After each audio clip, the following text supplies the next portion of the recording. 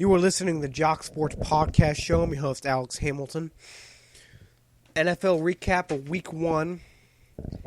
Heck of a good weekend to watch some football in the NFL. Bengals, Jets, 1 point difference. Carolina Panthers and Broncos, 1 point difference. Giants, Cowboys, 1 point difference. Dak Prescott looks better and better and better every week he goes on the field. Victor Cruz looked impressive coming back. AJ Green had a heck of a day. 12 receptions, 180 yards, a monstrous day. I think he's one of the only players in NFL history to do that in 2 season openers in a row. I'll get into that. I'll get into one of my personal things I want to rant about is why the heck the Bengals got sacked 7 times. What they need. Also, another time for, really grinds my gears on Mondays. Stay tuned for more. Also, why the heck is RG3 so dang fragile? I mean, he's been suffering injuries year by year by year. Former Heisman winner has not had a break, man. I feel terrible for him. Many people think he's trash. But hear me, at Jacsports, we have hope. We have hope. I think when he's fully healthy and is fully capable like he did in the rookie season, he's good. He can make Cleveland not good because they're always going to suck, but they can make him better. He could make them win at least 6 to 7 games if he's healthy. If he's healthy, he will make them look better. But he's always so fragile. I mean, it's outrageous how many flipping times he gets hurt a year. I mean, it's like he throws one pass. Oh, looks like my shoulder popped out, coach. I'm out for my career. I mean, what's new, Scooby-Doo? The backup quarterback, who is Cody Kessler, which they picked him in the 3rd round, I think 94, 95th pick. He did not have a bad season last year. Threw for about 3,900 yards, 29 touchdowns, 7 interceptions. Plus, he played the Pac-12, which is full of history, full of great teams, full of teams who have won national championships. So they have to rely on him, and he will be the 26th Cleveland Browns quarterback to start in the uniform as a quarterback since 1999. I mean, that's seriously. I mean, that's sad. It's like, okay, another one. I mean, Hugh Jackson knows he's screwed with his job. Another 2 years, he's out of the tank. He's out of his job, unemployed. But he's such a good coach, he's going to be picked up like that. Like, woo, you're hired. Like, very, very fast, very fast. All right, to move on. College football this week was very dull for me. I had very little time to watch it, but when I had the time to watch it, which I probably 2 or 3 hours, it was just dull. One of the most controversial things from the weekend is the Central Michigan Oklahoma State Hail Mary at the end of the game, which many people say shouldn't have happened because an offensive penalty from Central Michigan should have ended the game, but instead it didn't, and they caused the Hail Mary to win the game. Honestly, it was one of the best plays I've ever seen. He ran around that. It was awesome to see a team upset that team from the MAC conference. But still, you got to know when you're a lower level conference refs, you got to stoop up to their level and expect that the bigger conference teams will expect you to do as good as the Big 12 does. So I think Oklahoma State should still be undefeated with 2-0 and still be ranked. But they have suspended the refs from the MAC conference. I respect the decision that the NCAA did, but at the same time, I always think that the higher level referees in the Power 5 conferences should always be the referees for those smaller conference games against Ball State, Akron, Western Michigan, all those MAC conference, Sun Belt, Mountain West teams.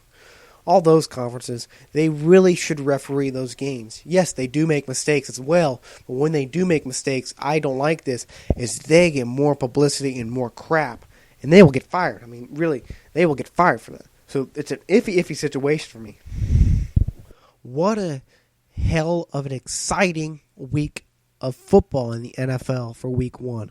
Probably one of the best week 1s I've seen in a while. I mean, couple games differed from 1 point. The New Orleans lost after missing a field goal.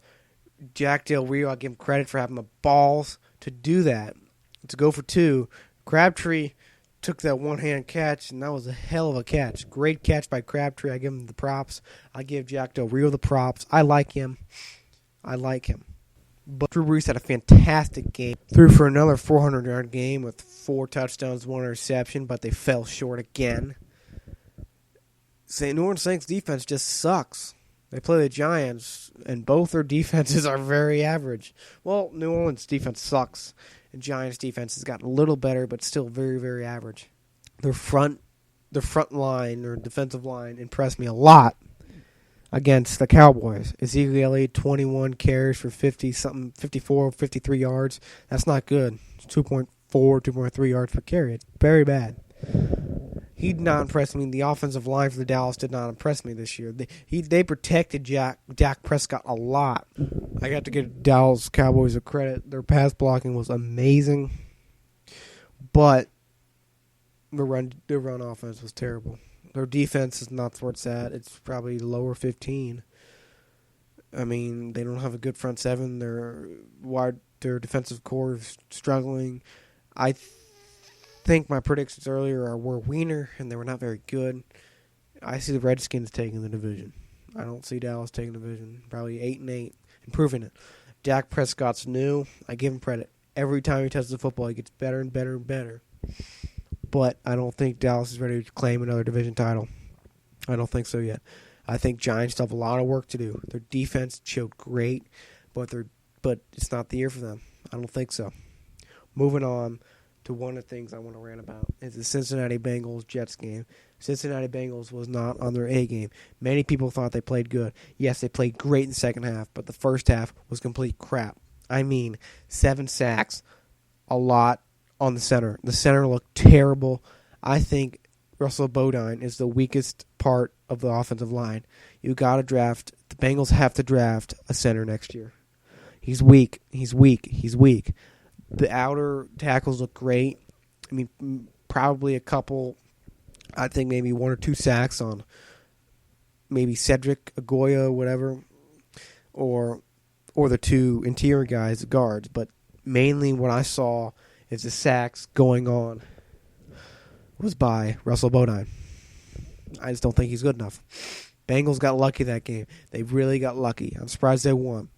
Another game I want to talk about is the Carolina Panthers Broncos game.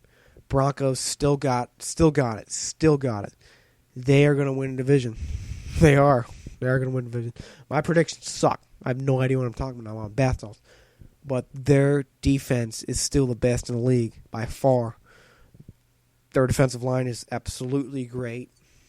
I'm a homer, so I haven't seen it forever, but when they lost a couple of good players from that team, they're still so good.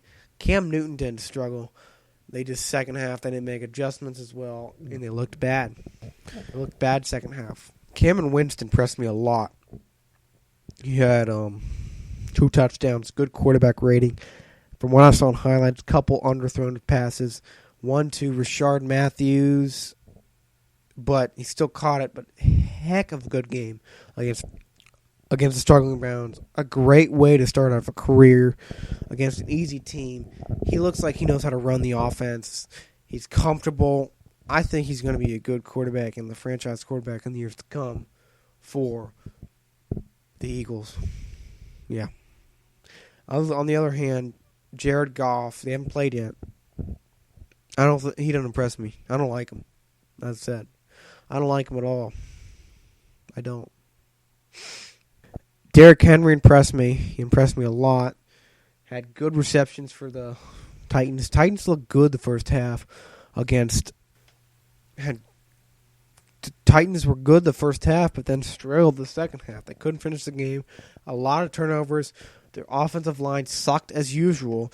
I mean, he got hit like 10 times. He got hit a lot of times. He had to hurry a lot of throws. They just didn't look sharp, man. Didn't look sharp.